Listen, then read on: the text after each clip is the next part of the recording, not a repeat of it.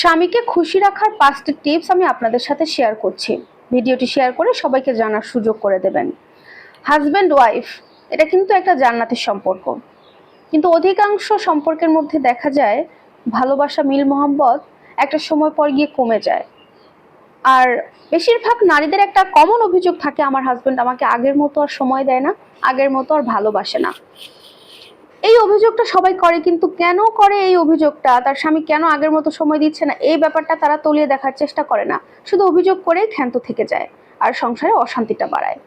আমি আসলে তাদের বলবো, আপনারা সম্পর্কের শুরুতে যেমন ভাবে আচরণ করতেন, আপনার স্বামী ধরেন আপনাকে একটা ধমক দিল বা একটা কথা বললো, আপনি সম্পর্কের শুরুর দিকে কেমন আচরণ করতেন তখন, আর 5টা বছর কেটে যাওয়ার পর আপনি তার সাথে কেমন আচরণ করেন, নিজের কাছে একটু প্রশ্ন করবেন।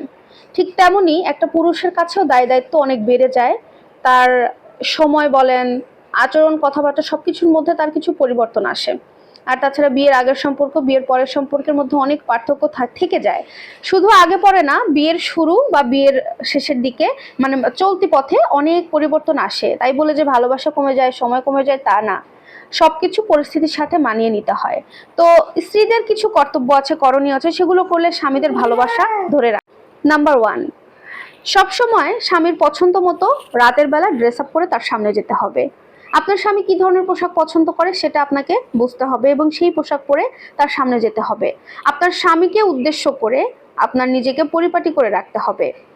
আপনি যদি আপনার স্বামীকে সন্তুষ্ট করতে সক্ষম হন, তাহলে আল্লাহ তাআলা খুশি হয়ে আপনার জন্য জান্নাতে যাওয়ার 8টি দরজা খুলে দেবেন। সুবহানাল্লাহ। এই সুযোগ কখনো হাতছাড়া করা উচিত না। 2 নাম্বার, আপনার স্বামীকে সবসময় আপনি খাবারটা আগে পরিবেশন করবেন। অনেকে বলতে পারেন যে আমার হাজব্যান্ড জব করে বা আমি জব করি, দুজনের একসাথে খাওয়ার তেমন কোনো সুযোগ হয়ে ওঠে না। সেটা সমস্যা নেই, চাকরি করলে আলাদা কথা।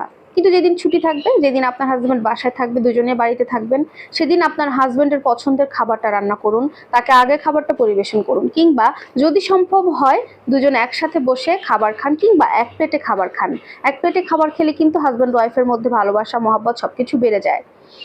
আর 3 নাম্বার হচ্ছে, সবসময় চেষ্টা করবেন আপনার হাজব্যান্ড বাড়িতে ফিরে না পর্যন্ত না ঘুমানোর জন্য।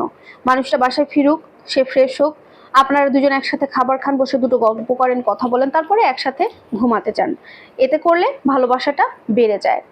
4 নাম্বার, সব সময় চেষ্টা করবেন আপনার হাজবেন্ড সকালবেলা ঘুম থেকে ওঠার আগে নিজে উঠে ফ্রেশ হয়ে তার জন্য নাস্তা তৈরি করে ফেলার জন্য। আর যদি সম্ভব হয়, হাজবেন্ড ওয়াইফ একসাথে সকালবেলা উঠে ফজরের নামাজটা আদায় করে দিন শুরু করবেন। এটা সব থেকে বেটার হয়।